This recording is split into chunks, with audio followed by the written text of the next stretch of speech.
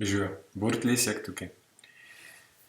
Današnja meditacija je malo odprla pogled na to, kaj sploh je celjenje na družbenem nivoju, in zavedam se, kako je včasih precej težko, da se odločimo za kakšno novo stvar.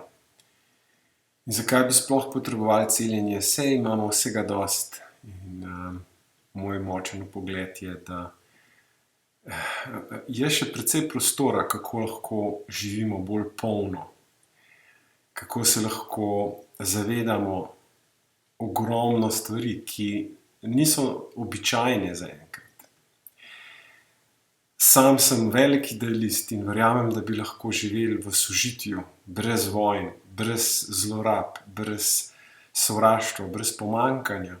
Res verjamem v to, da ne samo to, da obstaja vsega zadosti v izobilju in bi si lahko lepo razdelili in takoj začeli mirno in srečno živeti. Verjamem celo to, da smo ves čas samo zelo malo oddaljeni od te odločitve, te skupinske odločitve, da se tja premaknemo. In ne razmišljam veliko o tem, kakšne vse katastrofe nas čakajo, da bomo lahko do tja prišli.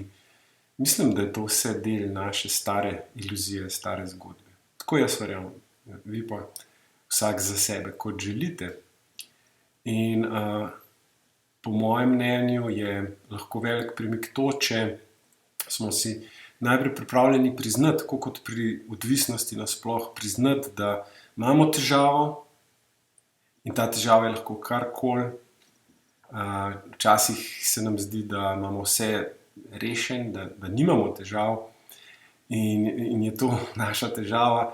In takrat, kadar pridemo v kakšno težko situacijo, pa to je lahko samo nekaj prometni zamašek ali pa kakšna rahla bolezen, in si težko priznamo svoja naporna, negativna čustva, ker so ujeta v nas, ker ne znamo jih spustiti skozi sebe.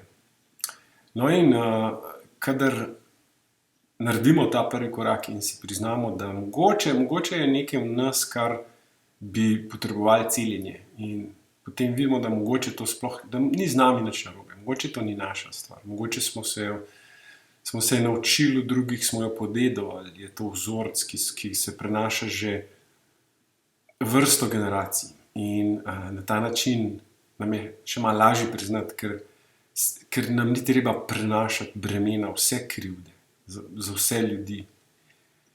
In tudi verjamem, da je res ni treba, da večinoma, jaz verjamem, da smo vsi dobri ljudje, kakorkoli se to sliši pocukrano, jaz to verjamem.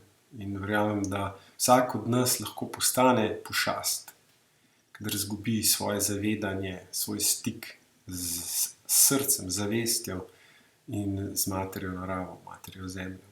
In takrat naredimo stvari, ki se jih potem zelo sramujemo, ki nas zelo bremenijo in jih posledično še bolj potisnemo v podzavest. In je neki začaran krog. No, in po prvem koraku, ki je tretjič povem, ki je to, da si priznamo, da mogoče je čas za celjenje v našem življenju. Naslednja stvar, naslednji korak je, kako začeti. In tukaj mislim, da je zelo enostavno. Umiriti moramo um, premakniti se iz uma bolj v srce. Ne postati brezumni, neumni in odzemljeni, nasprotno, še bolj prizemljeni, še bolj pragmatični, početi stvari, ki nam koristijo in vsem drugim tudi v sožitju z naravo, v povezavi z vsem, kar je, brez zaslepljenosti, s kakšnim novim prepričanjem, s kakšno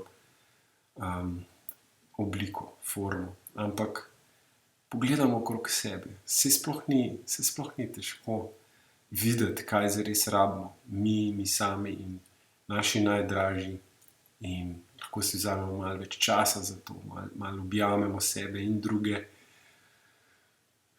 najdemo čas za ljubezen, ustvarimo ta čas. In bolj, ko smo zaposleni in obremenjeni, bolj se zatikamo v ta začarani krog.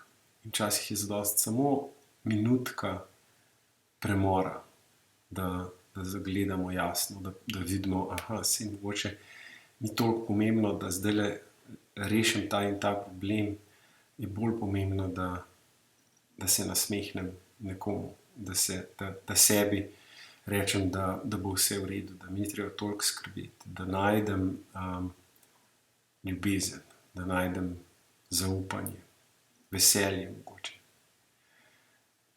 Ja, in z meditacijo lahko umirimo s kakršnokoli meditacijo. Jaz prisegam na meditacijo dihanja in če jo izvajaš redno vsak dan,